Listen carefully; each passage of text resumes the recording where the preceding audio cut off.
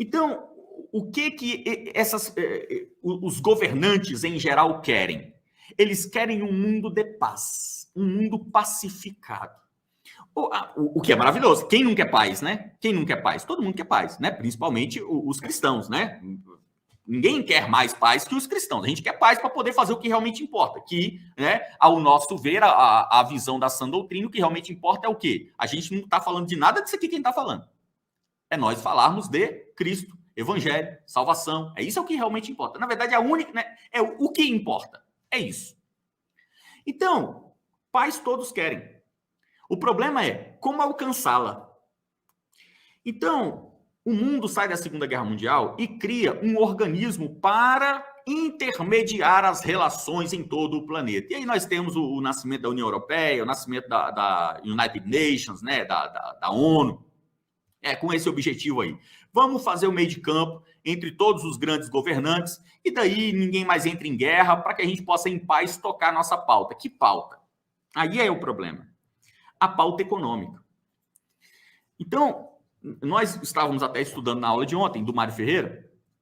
O Mário Ferreira foi um grande platonista, talvez o maior platonista que já existiu. O Mário vai citar Platão. E o Mário citando Platão, o Mário Ferreira dos Santos citando Platão, ele vai dizer que uma época onde a ciência da economia é elevada acima de todas as outras ciências, é a época onde os piores homens sobem ao poder. Então, veja, nós estamos falando de Platão, sabe? Nós estamos falando de algo de 2.500 anos atrás. Então, há 2.500 anos atrás, né, o pioneiro aqui, para utilizar a linguagem do Lehmann, né, o pioneiro da filosofia, ele já havia compreendido que, no momento onde uma sociedade eleva a ciência econômica a mais importante das ciências, você verá os piores horrores de gestão. E os piores homens subirão ao poder. Por quê? Tem um sentido, isso aqui não é uma profecia mística, não, tem um sentido muito lógico no que Platão fala. Porque a partir do momento em que a economia se torna o que há de mais importante, a aristocracia não é mais importante. Ou seja, o melhor não importa mais, importa o mais econômico. E é o tempo que a gente está vivendo hoje. Tudo é economia. Então, quando você pega a pauta dessa galera, a discussão dessa galera, a discussão dessa turma é o quê? Por que eles não querem nem Bolsonaro e nem Lula? Sabe, se você fizer essa pergunta para a esquerda vai falar, é porque eles são os imperialistas, né? Se você fizer essa pergunta para a direita vai falar, é porque eles são anticristãos e o Bolsonaro é cristão. Então, cada um terá a sua ideologia, ou seja, a sua doutrina corrompida. Cada um terá uma doutrina corrompida para se defender com uma única via realmente benéfica à sociedade brasileira. Mas o que nós vemos, na verdade, é que o que este grupo quer é a paz. Para quê? Para governar. Governar, o que é governar para essas pessoas?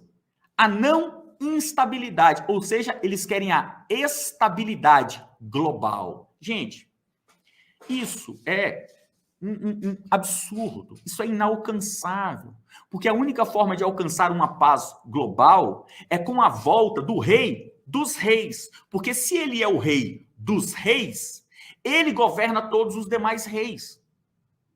Então, apenas com a volta do ramo de Jessé, como diz a Escritura, o filho do homem, o filho de Deus, apenas com a volta dele é possível ter paz, até no aspecto filosófico, não estou falando de religião. Porque nós precisamos de um rei dos reis. Você veja, por exemplo, o que é a figura do anticristo. A figura do anticristo é uma imitação grotesca do Cristo. Porque o anticristo é alguém que não é rei de reis, mas ele vem como se fosse.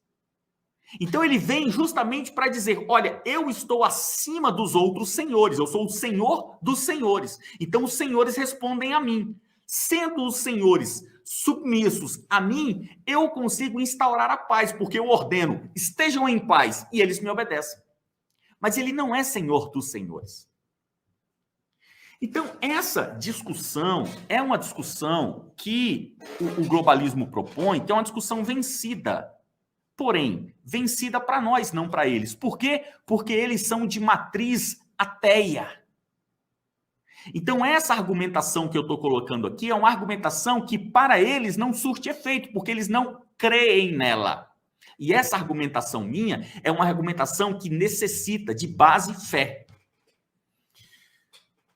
Quando nós vemos os temas que eles estão abordando, é fácil de ver, fácil não é fácil de ver, desculpa, mas se você se esforçar, você consegue ver que em cada um desses temas já há uma pacificação.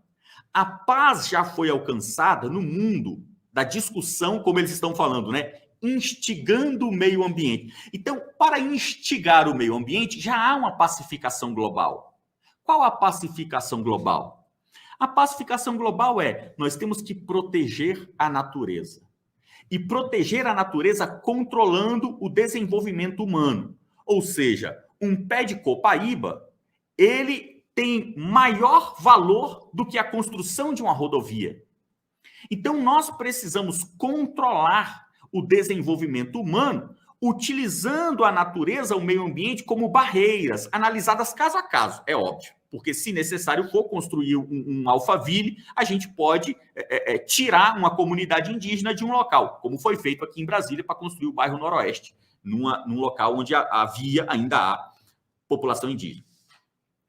Quando nós falamos da questão da saúde pública, há já na saúde pública uma pacificação global da discussão. Qual é a pacificação? É que nós temos um organismo muito competente, que é a OMS, e a OMS tem suas representações, como na América Latina tem a OPAS, e essas organizações que cuidam da saúde pública global, ela tem os seus especialistas espalhados nos melhores laboratórios do mundo, e eles vão mandar as diretrizes para os países. É só obedecer. Então, em cada área, você terá já os temas pacificados. Não vou passar área por área, você já entendeu onde eu quero chegar. Qual é o ponto para um ano democrático, um ano político como nós estamos tendo hoje? O ano político que nós estamos tendo hoje é o ano de que, dentre todos esses pontos que já foram debatidos e todas essas pacificações que já foram alcançadas, há um único elemento que pode desestabilizar a equação. O único elemento que, entrando nessa equação que já foi construída há décadas, durante décadas foi construída, o único elemento que pode desestabilizar essa equação, fazendo com que o resultado final não seja o resultado desejado, é a vontade popular. Porque o povo não entende de cálculo. O povo não lê equação. O povo não sabe o melhor resultado. O povo não é especialista. Só que justamente aí tem-se um problema, que é um problema criado por esse próprio sistema que está aí. Esse sistema vendeu a ideia de que a voz do povo é a voz de Deus. Todo o poder emana do povo. Então, esse sistema criou uma ideia popular de que o povo é que sabe o que é melhor, porque o melhor é aquilo que subtrai-se da média. Então, se você tem 200 milhões de habitantes, o melhor para aquela comunidade é aquilo que 100 milhões e um quiserem, seja o que for. Então, esse ideal democrático é um ideal que agora vem justamente para fazer um desarranjo nessa fórmula. O que esses construtores do império estão fazendo? Eles estão querendo dar ao povo as opções de resultado. Porque não necessariamente existe apenas um resultado bom. É burrice você achar que o sistema quer a eleição do Lula. Não quer, gente. Você é louco. Você acha que o Estadão quer a vitória do Lula? Você acha que a Folha de São Paulo quer a vitória do Lula? Ninguém quer a vitória desse retardado. A Jovem Pan quer a vitória do Bolsonaro. Porra! Chapa branca. O cara tá defendendo o Bolsonaro porque tá recebendo para isso. O mundo não quer essas pessoas. Ah, então o sistema quer o Ciro. Cara, o sistema já entendeu o seguinte: quem vai decidir neste ano será o modelo democrático. Então, o que o sistema está fazendo? Não há um único resultado que é aceitável. Há 3, há 4 resultados. Então, o que a gente vai fazer? Nós vamos tirar do povo o poder de decidir? Não dá, pelo menos por enquanto não. Eu acredito que vão tirar. Já explico daqui a pouquinho. Mas não vão tirar agora. Então, o que eles irão fazer? Eles irão te dar os resultados possíveis. Resultados que podem ser bons. O que é um resultado que pode ser bom? É um resultado que vai trabalhar nos pontos pacificados dessa discussão global. Ou seja, Eduardo Leite, no seu governo, a pauta de saúde pública, você adota a pauta da OMS? Sim, adoto. Simone Tebet, na pauta da saúde pública, você adota a pauta da OMS? Adoto. Então, Eduardo Leite e Simone Tebet são bons resultados. Porque, gente, esses grupos não têm aversão à pessoa do candidato. Eles têm aversão a candidatos que não queiram seguir a pauta pacificada. Então, não tem a menor diferença eleger o Haddad, o Leite, o Moro, seja o que for, não tem diferença. Por quê? Esses candidatos já rezam uma cartilha, como a gente gosta de falar, né? Esses candidatos já aceitam. E o que, por exemplo, você veja os absurdos. O que o Bolsonaro fez ao longo do governo dele? Ele também adotou os temas pacificados. Mas ele tem alguma resistência, ainda que apenas uma resistência de oratória. Como, por exemplo, o Bolsonaro obedeceu todas as decisões na pauta de saúde pública durante a pandemia. Ele não desobedeceu nenhuma. Nenhuma. Ele fechou o comércio, ele deu dinheiro para governador comprar respirador de cachorro, ele foi presidente enquanto a polícia batia em velhinha em parque. Ele foi presidente enquanto a polícia militar prendia banhista na praia. Então, ele não impediu. Mas ele ficou o tempo todo falando. Ah, eu falei, né? Até igual ele faz hoje. Vai fazer eternamente. Ele vai estar com 90 anos de idade, vai estar falando. Não, porque eu falei que a economia a gente vê depois, isso era um absurdo. Então, ele rezou a cartilha da ONU direitinha. Mas ele rezou resmungando. Então, o que esse grupo quer? Eles querem um próximo presidente, que é um presidente que vá rezar na cartilha em todos os pontos pacificados e sem reclamar. Por quê? Essa reclamaçãozinha do Bolsonaro gerou um probleminha também para o sistema, que é o quê? Instiga os retardados. E tem muito retardado no mundo, então isso é um problema. Então, quando o Bolsonaro fica ali, olha, urna é ruim, urna é fraudada, urna é não sei o quê, o que acontece? De repente, você tem 1 milhão na rua, você tem 2 milhões na rua. Então, o sistema começou a ver o seguinte, cara, não dá para a gente ficar com um boquirroto no poder que fica falando contra o sistema democrático. Então, o Bolsonaro também, apesar de rezar na cartilha da ONU, ele também se tornou um problema. Ele não é um dos resultados aceitáveis nessa equação de poder. E o Lula? Também não, porque o Lula, ele é o Bolsonaro também, mas ele é o Bolsonaro por um extremo oposto.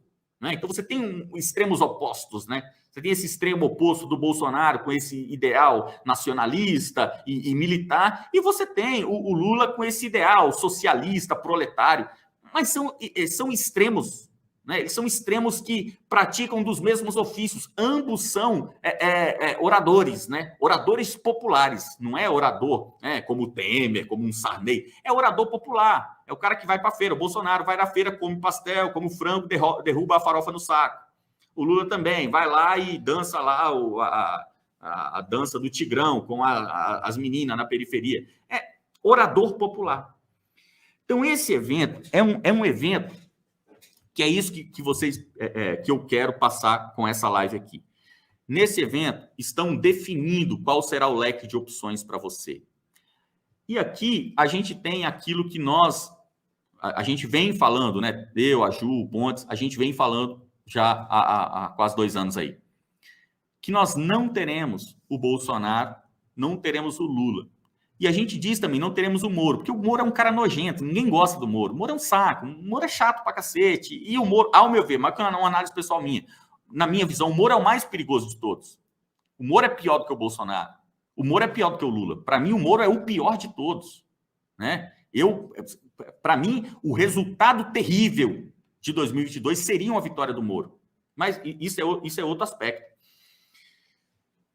Então, este evento, pessoal, é um evento que definiu as pautas. E aí você precisa se atentar quanto a isso, porque nesse ano nós veremos algo que já está acontecendo há algumas semanas, mas eu vejo que está passando batido. Eu já falei aqui 1 ou 2 vezes nesse canal, vou falar pela 3ª vez, eu acredito que agora de uma forma mais sólida. Há uma discussão no Brasil, presta atenção nisso aqui, há uma discussão no Brasil de uma reforma política.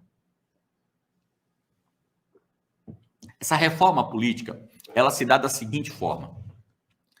O mundo político brasileiro entendeu com a eleição do Bolsonaro, não só do Bolsonaro, mas é porque o Bolsonaro veio foi a gota d'água, né? Foi a contraprova, né? O Bolsonaro veio para realmente, não tem jeito. O mundo político brasileiro entendeu que o presidente da República, ele não pode ser alguém que não está dentro do sistema político do Congresso. Por quê? Um presidente que não é aprovado pelo Congresso, ele trava a pauta, porque ele traz um conjunto de medidas, um conjunto de pautas para serem discutidas, que são pautas que o Congresso não quer discutir. Então, no sistema republicano, com 3 poderes, executivo, legislativo e judiciário, se o chefe do poder executivo tem pautas que não são as mesmas do Congresso, o seu governo inevitavelmente se torna um governo inútil. E o país inteiro sofre. Gente, você acha que a Câmara dos Deputados, o Senado Federal, o Poder Judiciário está feliz no governo Bolsonaro? Não está. O governo Bolsonaro foi ruim para todo mundo. Foi péssimo para o Poder Executivo porque não fez nada. Foi péssimo para o Poder Administrativo. Paulo Guedes não pôde fazer nada. Não houve privatizações, não houve nada. Foi péssimo para o Poder Legislativo, porque o brasileiro já odiava político. Agora, com o Deputeg, sabe assim, o cara vê a Zambelli na rua, vê o Eduardo Bolsonaro na rua, o cara não vai nem mais xingar, não tem nem como ucranizar mais, você fica com nojo. E o Poder Judiciário foi muito péssimo, porque ninguém aguenta olhar para a cara de um ministro do STF. Então, o governo Bolsonaro foi péssimo para todo mundo. Foi horrível. Foi um dos piores governos que o Brasil já teve desde a redemocratização.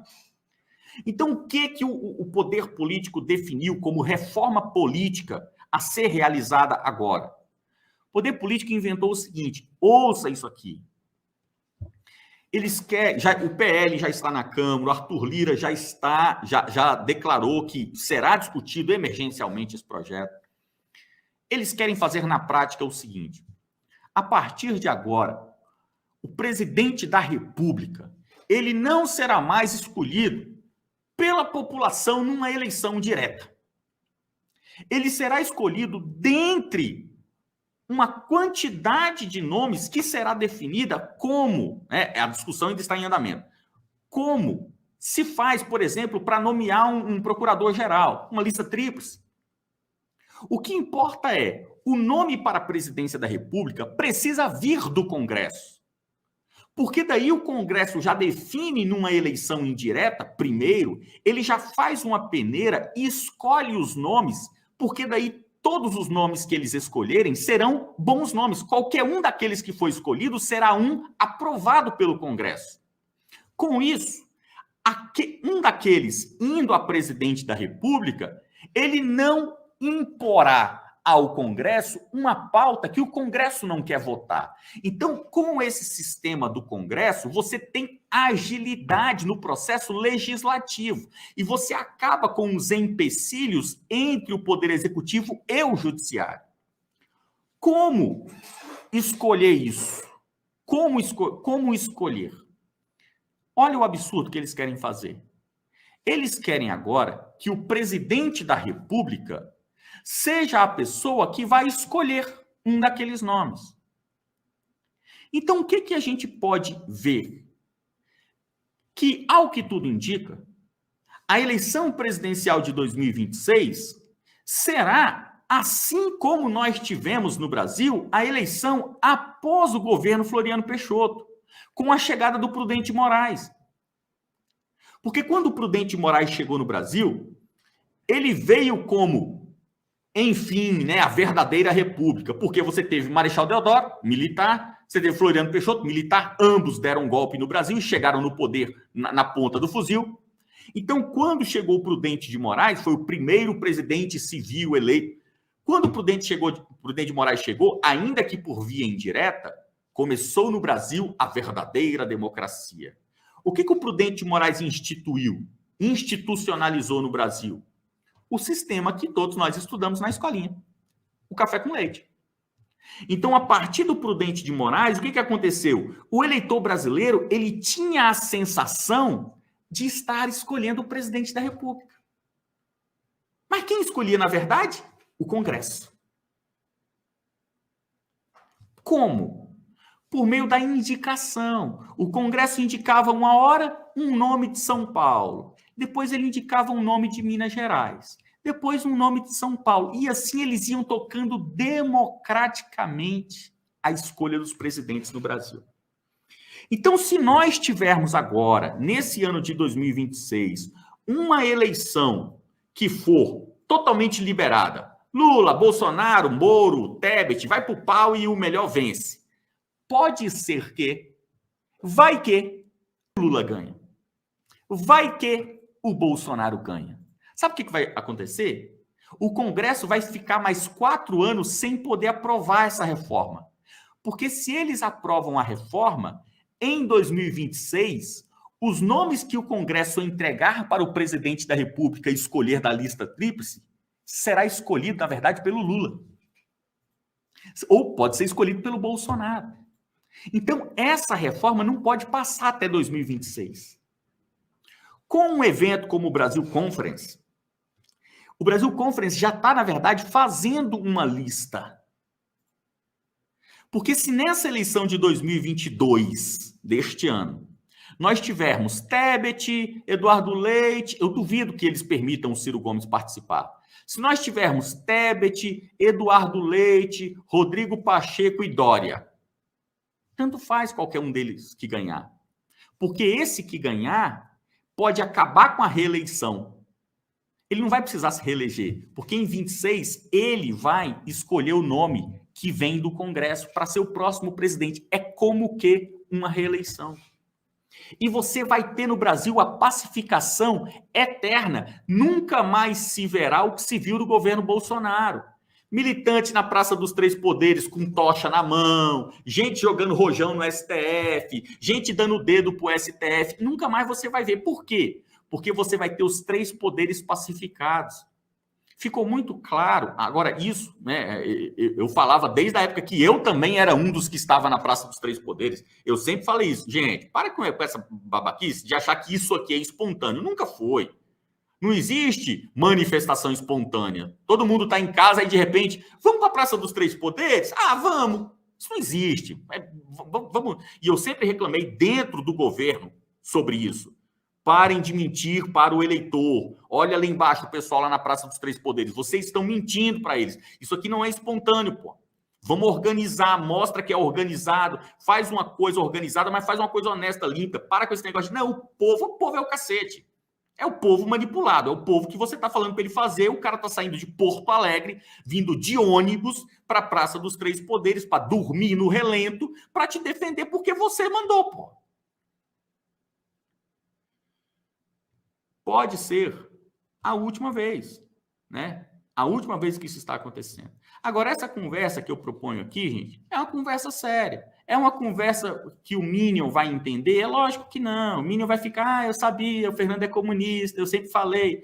O cara de esquerda vai entender? Não vai. Ele vai falar, lá, esse cara aqui é o cara da live fascista, temos que impedir. Agora, você não pode se preocupar com isso. O que você tem que pensar é, você tem que cuidar de você. Eu tenho que ser um cara que está fora do retardo. entendeu? Eu não sou retardado.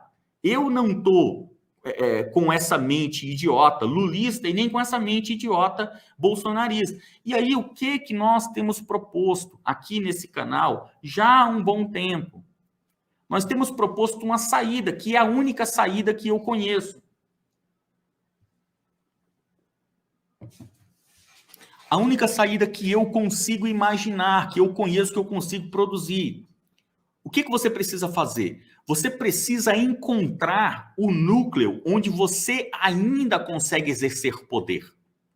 Não adianta você vir aqui no chat e falar assim, tá, Fernando, entendi. Então me dê um nome para eu votar. Não adianta você, enquanto você estiver com a mente presa nisso, o que você está fazendo? Você está se submetendo a ser um manipulado de um evento como esse Brasil Conference. Você precisa entender. Não importa quem vai ganhar. O que importa é quem ganhar governará para o Brasil Conference. Quem ganhar, não importa, tá? Pode ser Lula, Bolsonaro, Tebet, Moro, pode ser quem for. Quem ganhar terá que obedecer à OMS, à Unicef, ONU Mulheres. Então, o que eu indico a você? Como nós temos trabalhado? Por que a gente criou a escola de conservadorismo? Por que a gente estuda? Por que a gente lê? Por que a gente está lendo Mário Ferreira? Por que a gente dedica a nossa vida a isso? Poxa, Fernando, o mundo pegando fogo, você lendo filosofia. Sabe para quê? Para eu poder mudar o meu mundo. Agora, qual é o seu mundo? No Brasil, nós temos milhões de pessoas que acreditam que o destino do país está em suas mãos. Gente, desculpa, não está. Não está. Muitos de nós sequer temos ainda, agora, o poder sobre os nossos lares. Muitos de nós sequer têm poder sobre os filhos. Você sabe o que a sua filha vê na internet? Você sabe o que o seu filho lê? Então, muito de nós já perdemos não apenas o poder global, já perdemos o poder nacional, já perdemos o poder da igreja, que é um corpo universal, mas que é compartilhado por meio de igrejas locais. Ninguém aqui vai para o culto no corpo de Cristo nos domingos. Você vai num culto, você vai numa santa missa, numa igreja local do seu bairro. E muitos de nós não têm poder nenhum na igreja local. Muitos de nós não participam mais dos grupos de intercessão. Qual a última vez que você acordou 5 horas da manhã para ir para a igreja orar? Então, nós não temos mais exercício de poder em núcleos mínimos. Então, o que nós temos proposto aqui? Transformação de vidas, para que você encontre qual o seu núcleo de exercício de poder. De repente você fala, Fernando, eu sou um pequeno empresário, eu tenho uma empresa com 10 funcionários e lá eu tenho um controle, minha empresa roda direitinho, eu tenho um microcosmo onde eu consigo agir. Maravilha! Ou de repente você fala, Fernando, eu sou professor de literatura, Fernando, eu sou professor de geografia e os meus alunos gostam de mim, eu sou um bom professor, eu tenho um certo núcleo de interferência. Ótimo, maravilha!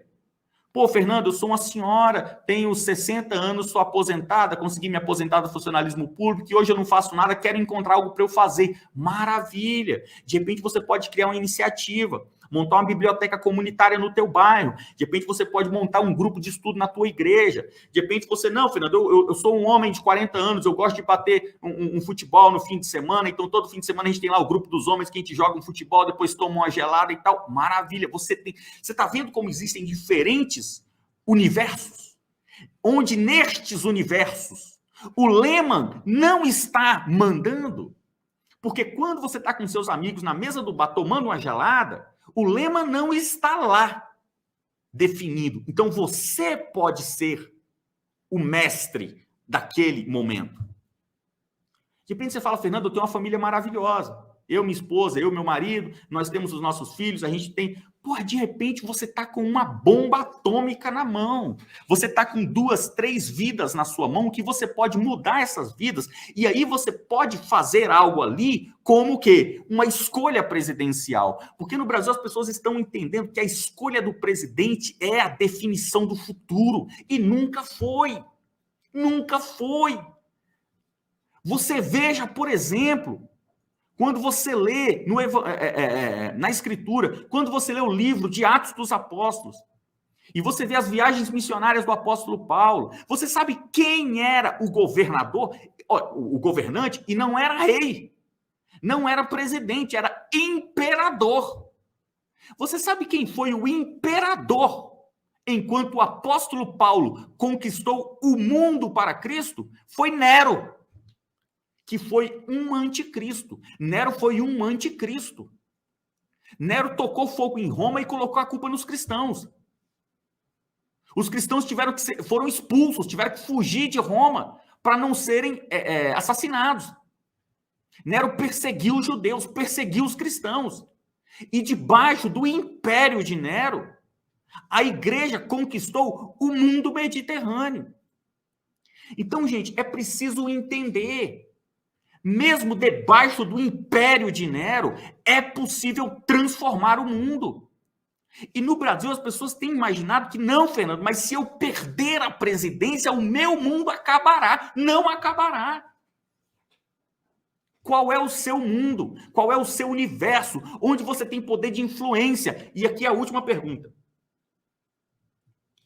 No seu universo, onde você tem poder de influência, você tem poder de transformação? Você é um homem? Você é uma mulher capaz? Você tem estrutura emocional?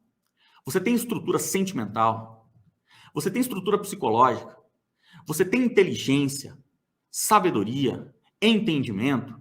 Porque, gente, não adianta. Se você não tem inteligência e sabedoria, você será um péssimo gestor, um péssimo líder. Então, ai da sua família, se você é um homem que está 24 horas pensando no Bolsonaro, enquanto a sua filha está no TikTok. Sabe? Ai da sua família, se você é uma mulher que está no WhatsApp compartilhando os vídeos do nosso amado presidente, enquanto o seu marido está lá na cozinha esquentando um macarrão com salsicha no micro-ondas. O seu casamento vai mal. Os seus filhos terão péssimos padrões.